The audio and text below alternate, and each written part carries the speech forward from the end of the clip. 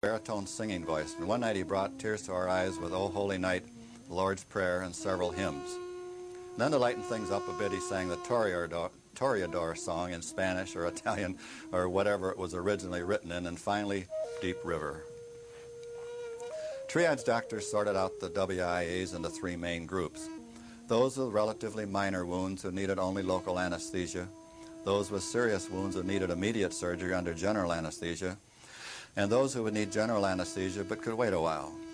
There was a fourth group, a group we never talked much about, those who were so badly shot up that to save them would take many doctors and many corpsmen and many hours, and even then most would die. Unfortunately, that kind of a patient almost always came in when we had a lot of other casualties. So if we were to divert all the necessary people and time to save them, others who had a good chance to live would deteriorate. So we put these men in a separate tent and let them go. This is an example of the first group, a Marine with a wooden handle of a potato masher grenade in his buttocks. In a case like this, and with shrapnel wounds that didn't penetrate the chest or abdomen, we cut away an ellipse of skin, removed the shrapnel if it was easily accessible, packed the wound open with Vaseline gauze, and shipped the man back to the rear. 5 or 6 days later, the packing would be removed and most wounds could be stitched up. This is an example of the second group. He quite obviously needs something done right away. In this case, there was too much blown away by the artillery fragment to save the leg. So he was taken to surgery where Dr. Bill Ogle from Memphis and Dr. Young Kok Lee from Seoul removed his leg. Dr. Lee had been with the 1st Battalion of the 32nd Regiment of the U.S. Army's Hourglass Division at the Chosin Reservoir. That's a story in itself, and I have it in his own words if any of you would like a copy.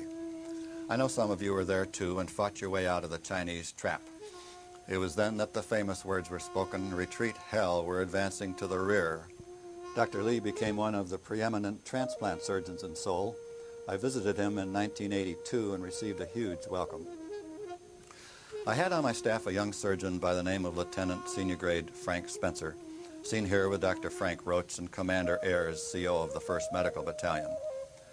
And here he's seen with a deer he'd killed coming back from Seoul one day. One night he and I were amputating the leg of a Marine whose femoral artery had been torn away. Spencer said to me, "If I had an artery graft, I could save this leg." Arterial surgery was in its infancy then. Remember, this was in 1952. Spencer told me what he needed. It's a long, involved story and a logistical nightmare, but within 2 months he was splicing in arterial grafts taken from KIAs, saving arms and legs that would have been lost. He was the very first surgeon to ever do that in a combat area. This was one of the most significant breakthroughs in all of medical history. The technique became routine rather rapidly and within months spread throughout the war zone. Spencer got a Legion of Merit for his work, the lowest grade officer to ever get that. He survived the war and rose to become Chief of Surgery at Columbia University in New York and later President of the American College of Surgeons. We used to get together every year or two at a surgical meeting. After surgery, we sent most of our first category cases out by ambulance and truck back to Able Med where they had the secondary closure procedures I mentioned. Most of these men returned to combat. The post-operative belly and chest cases and major fractures went by copter, usually a Sikorsky like this one, to the U.S. hospital ships Consolation, Repose, Haven, and the Danish hospital ship Jutlandia, or Jutlandia. This is the Consolation as I saw her in the early morning of January 2nd, 1952, as our transport began disembarking at Sokchori. The Haven had no heliport, so someone came up with this idea, which worked. I was on the Jutlandia twice. Each time I accompanied a chest surgery patient by helicopter. When the staff learned that I was a first-generation Dane on my mother's side, you can imagine the welcome I received. The akavit flowed freely. At one time, the bridge across the Imjingang was out of commission, blown up by guerrillas, we heard, so we used DUKWs to evacuate our wounded across the river. Here's a convoy of them coming into the hospital compound. A patient is loaded aboard. They held 6 stretcher cases. At Munsan Ni, they were offloaded onto an Army hospital train and carried to Incheon. where they were carried by landing craft out to the hospital ship. Note the man sitting in the far corner, a classic example of the 1,000-yard stare. No physical wounds, an NP evac. From the landing craft, they were hoisted aboard in this sling.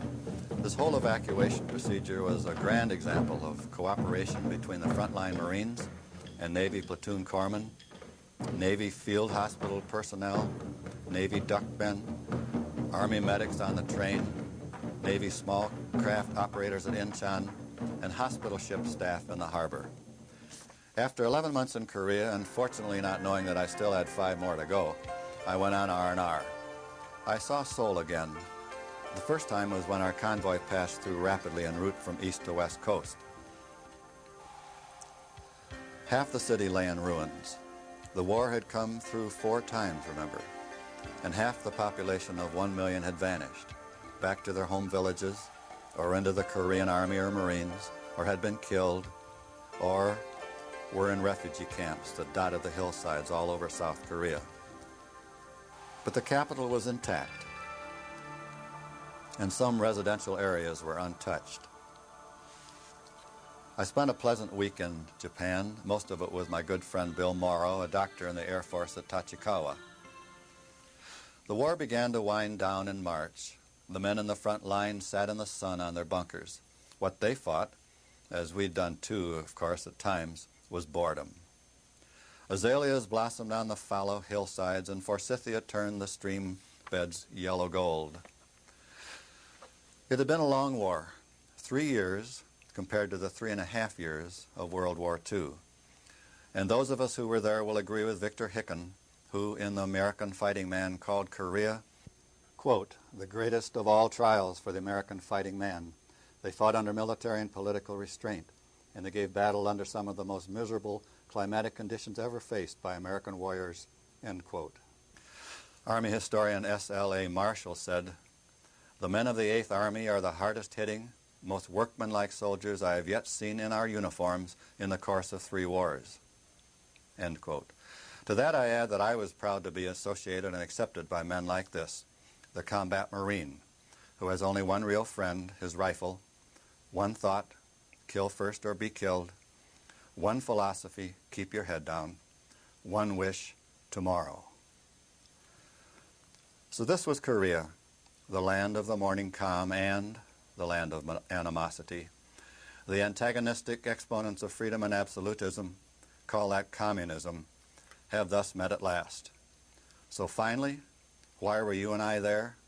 These are the real reasons.